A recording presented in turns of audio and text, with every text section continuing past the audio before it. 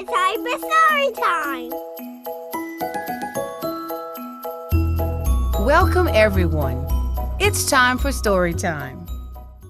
We will be reading Where the Wild Things Are by Maurice Sendak.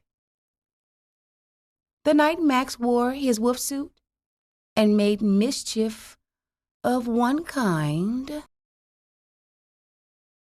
and another, his mother called him Wild Thing. And Max said, "I'll eat you up." So he was sent to bed without eating anything. That very night, in Max's room, a forest grew and grew and grew until his ceiling hung with vines and the walls became the world all around. And an ocean tumbled by with a private boat for Max. And he sailed off through night and day. And in and out of weeks, and almost over a year, to where the wild things are. And when he came to the place where the wild things are, they roared their terrible roars and gnashed their terrible teeth and rolled their terrible eyes and showed their terrible claws. Till Max said, "Be still," and tamed them with the magic trick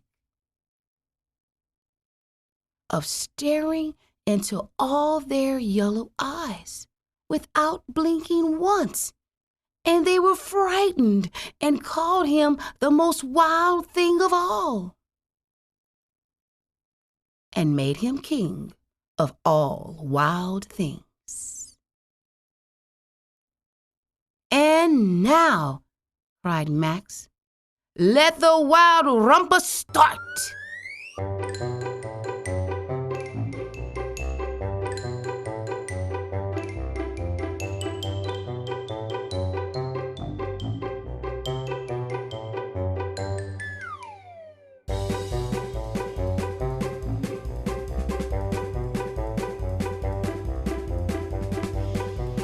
"Now stop," Max said, and sent the wild things off to bed without their supper.